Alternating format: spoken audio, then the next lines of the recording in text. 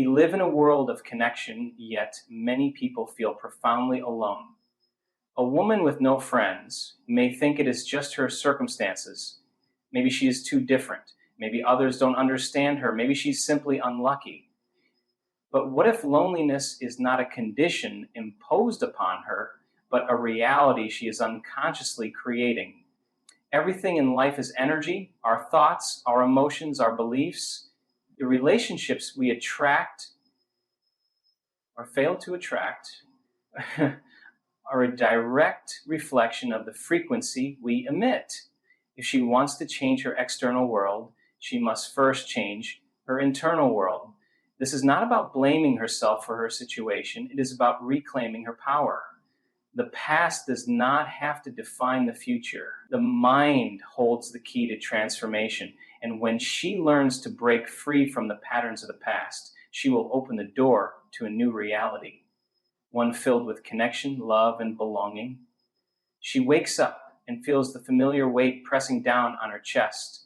The world outside moves at its usual pace.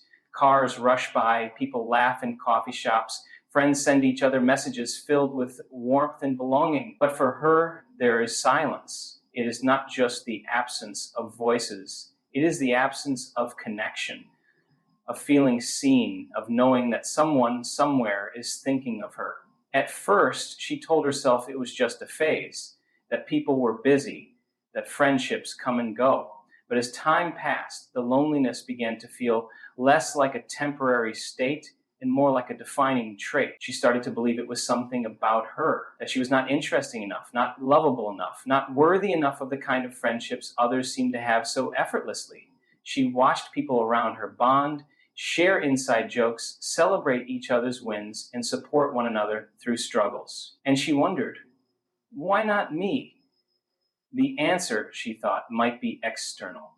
Maybe she didn't have the right opportunities. Maybe she lived in the wrong place, worked in the wrong job, moved in the wrong circles. But beneath the surface, there was a deeper truth, one that she had not yet dared to confront. Her loneliness was not just happening to her. It was something she was unconsciously reinforcing every single day. The way she carried herself, the thoughts she repeated in her mind, the emotions she let settle into her body, these were shaping her experience more than she realized. She had spent years telling herself a silent story, a story that whispered, I am different. I do not belong. People do not really like me. I am always left out.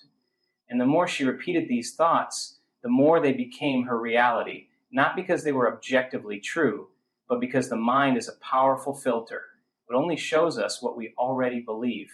Her body, too, had memorized loneliness like a habit. When she walked into a room, she braced for rejection before anyone even had a chance to respond to her. When she spoke, her voice carried hesitation, as if expecting to be overlooked. When people reached out, she sometimes pulled away, not because she wanted to, but because she had trained herself to expect disappointment. The loneliness was no longer just a feeling. It had become part of her identity. And identities once formed are difficult to break, because even when opportunities for connection appeared, she did not trust them. A compliment from a coworker? They were just being polite. An invitation from an acquaintance? They didn't really mean it. A message left unanswered? Proof that she was not important? Her mind collected evidence to support the story it had been telling for years, and so the cycle continued. The outside world reflected back to her what she already believed about herself. And until she recognized that the root of her isolation was not just in the external world, but within her own perception, nothing would change. From an early age, she learned what it meant to be accepted and what it meant to be left out. Maybe it was a moment in childhood when she reached out to a group of kids on the playground only to be ignored. Maybe it was the first time she felt the sting of betrayal, the pain of someone she trusted turning away. Or maybe it was more subtle, a pattern formed over years of being the quiet one, the overlooked one, the one who never quite fit in. At first, these moments were just experiences. They happened, they hurt, and they passed. But the mind does not just let go of pain. It stores it, encodes it, and turns it into a blueprint for the future. And so, without realizing it, she began to carry these past wounds with her, letting them shape the way she saw herself and the way she expected the world to respond to her.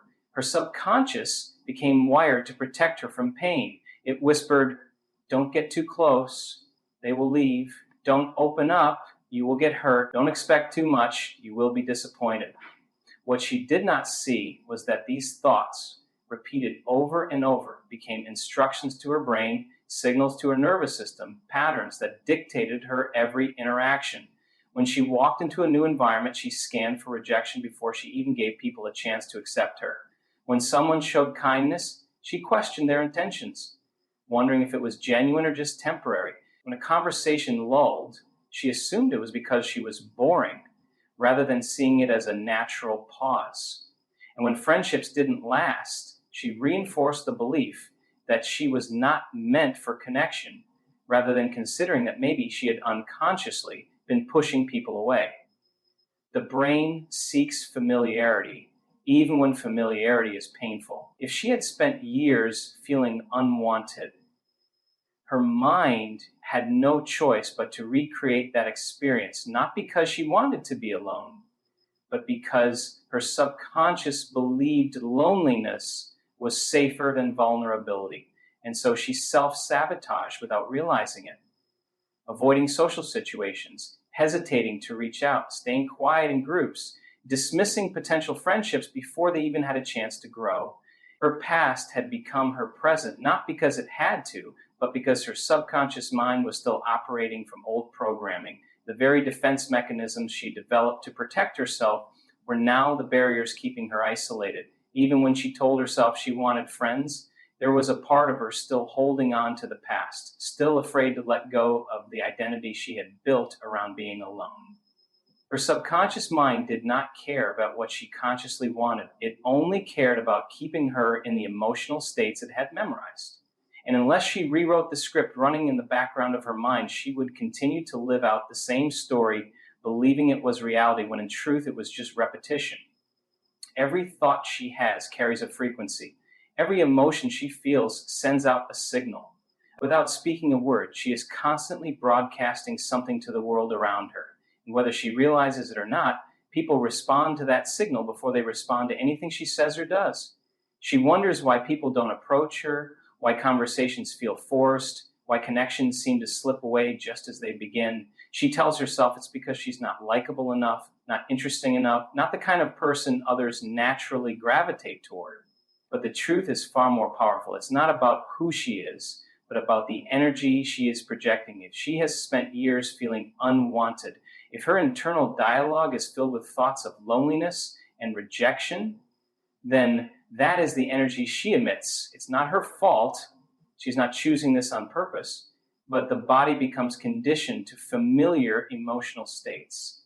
And if she has been carrying the weight of isolation for long enough, that energy becomes part of her presence. People don't just hear words, they feel emotions. They pick up on the unspoken signals, the slight hesitation in her voice, the guarded way she holds herself, the way her energy says, "I don't belong here," even if her words say otherwise. It is not about physical appearance, social skills, or luck. It is about the invisible frequency she carries, the one shaped by years of subconscious beliefs and emotional patterns. And she has seen it happen before. People who seem to naturally draw others in, who light up a room without trying, who make friendships look effortless. It's not because they are better or more deserving, it's because their internal world is aligned with connection. They expect to be liked, and so they are. They assume they belong, and so they do. Their energy reflects openness, ease, and warmth, and people respond to that without even knowing why. If she wants to shift her reality, she cannot wait for external validation. She cannot wait for people to prove to her that she is worthy of friendship before she believes it herself. The energy must change first. She must become the person who feels connected before the external world reflects that connection back to her. But this is not about forcing positivity or pretending to feel something she doesn't. It is about reconditioning the body to a new state of being, about shifting from the familiar energy of loneliness to the unfamiliar energy of belonging. At first, it will feel unnatural. Her mind will resist it, searching for proof that nothing has changed. But if she persists, if she trains her body to feel connection before it happens, if she aligns her thoughts and emotions with the friendships she desires, then her energy will shift. And when her energy shifts, the world around her will have no choice but to shift with it. She has spent years living inside the same emotional loops, repeating the same thoughts, feeling the same feelings, experiencing the same outcomes. She wants connection, but something inside her keeps pulling her back into isolation. She tries to change, but no matter what she does, the same patterns seem to play out. People come and go, conversations don't last, invitations never seem to turn into deep friendships. It feels like she is trapped in an invisible cycle, unable to break free. This is not because she is incapable of change, but because the mind and body are wired for familiarity. Even when familiarity is painful, the subconscious clings to it because it is known, and what is known feels safe. Loneliness, rejection, and self-doubt may not be what she wants, but if they are what she has experienced for years, then her brain has memorized them as part of her identity. In the subconscious, change feels like a threat, even when it is something positive. She tries to take action, joining groups, forcing herself to be social, attempting to put herself out there, but the results always seem to fall flat. This is because true change does not begin with action. It begins with identity. If deep down she still believes she is someone who is alone, someone who is unworthy of connection, someone who will always be left out, then no amount of external effort will override that internal program. She will self-sabotage without realizing it. She will hesitate when she should engage. She will pull back when she should lean in. She will give up when she should persist. Breaking the cycle means breaking the old self. It means stepping into a new way of being, not just intellectually, but emotionally, chemically, and physically. The mind cannot simply think differently. It must feel differently. The body must learn to experience a new state before the external world shifts to match it. This means no longer waiting for friendship to appear in order to feel connected. It means generating the emotions of belonging, of acceptance, of love, without needing external proof. This is the hardest part because the body has been conditioned to its past. The emotions of loneliness and rejection have become so familiar that anything different will feel uncomfortable at first. The mind will resist, searching for reasons why change isn't possible. But the moment she realizes that she is not just reacting to life, but creating it, that her internal world is shaping her external reality, everything begins to shift. She must teach her nervous system a new normal. She must sit in the discomfort of unfamiliar emotions and choose them anyway. At first, it will feel unnatural, like stepping into someone else's life. But the more she practices, the more the body will accept this new energy as its own. And when she reaches the point where connection feels natural, when she no longer needs the outside world to confirm it, then she will no longer have to chase friendships. They will come to her. To change her life, she must first change her identity. The woman who has no friends has come to define herself by her isolation. When she thinks about who she is, loneliness is woven into the fabric of her self-perception. She has internalized the belief that she is not someone who is connected, not someone who belongs, not someone who others naturally want to be around. This identity shapes everything: how she sees herself, how she shows up in the world, and how others respond to her. But identity is not fixed. It is fluid, and it can be transformed.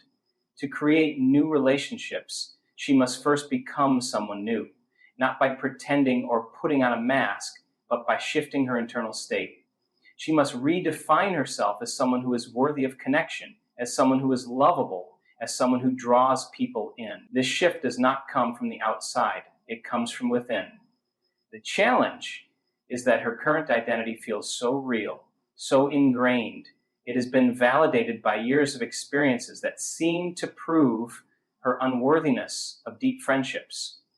But those experiences were filtered through the lens of her old beliefs. And as long as she holds on to those beliefs, she will continue to see the world through the same lens. To change her identity, she must challenge those old beliefs and replace them with new ones, beliefs that support the reality she wants to create. This process begins with awareness. She must become conscious of the stories she tells herself, the thoughts that run through her mind unchecked. Every time she thinks, I'm not interesting enough, or people don't really like me, she is reinforcing her old identity. She must catch these thoughts and interrupt them, replacing them with affirmations of her new self-concept. At first, these new thoughts may feel hollow, like wishful thinking, but repetition is key. Just as her old identity was formed through repeated experiences and thoughts, her new identity will be solidified in the same way. She must also embody her new identity through action. The woman who has friends shows up differently in the world. She engages with others without fear of rejection. She expresses herself openly. She makes the first move to connect. She assumes she is liked rather than doubting it. Even before the external evidence appears, she must act as if her new identity is already true. The brain and body do not know the difference between a real experience and one that is vividly imagined or acted out. By behaving in alignment with her new identity, she begins to rewire her brain and condition her body to this new state of being. And as she continues this practice, something remarkable happens. The energy she emits shifts. No longer broadcasting loneliness and fear, she begins to radiate confidence, openness, and warmth. People respond to this new energy, often without knowing why. Opportunities for connection arise where before there were none. The external world starts to mirror her internal transformation, and friendships begin to form. But the true victory is not just in the new relationships that come into her life. It is in the realization that she has the power to change her reality by changing herself. The past no longer dictates her future. She is the creator of her own experience, and she holds the power to rewrite her story, one thought, one emotion, one action at a time. How does this expansion feel? Anything you'd like to adjust or add? Let's make it perfect. She has spent so long longing for friendships, waiting for someone to see her, waiting for people to reach out, waiting for connection to come to her. She has imagined how it would feel to have close friends, to laugh effortlessly, to belong. But deep down, she has always felt separate, as if there were an invisible barrier between her and the relationships she desires. What she does not yet realize is that she is not separate from them at all. She has simply been living in a state that is not aligned with them. Everything in her life, including her relationships, is a reflection of her internal world. The friendships she wants already exist in the field of possibility, but she has not yet become the version of herself who can receive them. She has been living in the emotional state of lack, feeling alone, feeling unworthy, feeling like an outsider. And because she has been conditioned to feel this way, she has unknowingly kept herself in a reality where those emotions continue to be reinforced. The key to changing her external world is not to chase friendships, not to desperately seek validation, but to embody the energy of someone who already has the connection she desires. At first, this feels unnatural. Her mind wants to look for proof in her current reality, and when she does, she sees more of the same: silence, distance. But if she wants to break free from this pattern, she cannot wait for the external world to change before she changes how she feels. She must generate the feeling of connection within herself first. She must practice feeling accepted, valued, and loved, even before the evidence appears. This is not pretending. This is teaching her body and mind a new way of being. She begins to imagine her ideal friendships, not from a place of longing, but from a place of embodiment. She visualizes herself having deep, meaningful conversations, feeling at ease in a group, laughing without inhibition. More importantly, she allows herself to feel the emotions of those experiences now: gratitude, joy, fulfillment. She practices this daily, teaching her body to memorize these emotions as if they are already real. As she does this, something shifts. The energy she radiates changes. She no longer carries the subtle hesitation, the quiet expectation of rejection, the invisible wall that once kept people at a distance.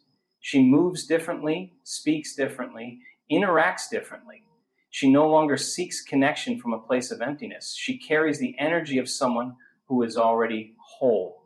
And then, as if by magic, her external reality begins to catch up.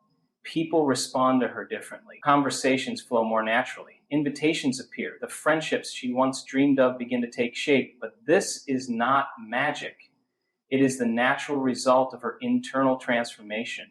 She has stepped into a new state of being, and the world is simply reflecting back what she has become. She was never truly alone. She was simply living in a reality shaped by her past beliefs, emotions, and identity. Every thought she repeated, every feeling she held onto, every story she told herself was reinforcing the experience of loneliness. But the moment she became aware of this pattern, the moment she understood that she was not just a passive observer of her life, but the creator of it, everything began to shift. She no longer waited for external validation to tell her she was worthy of connection.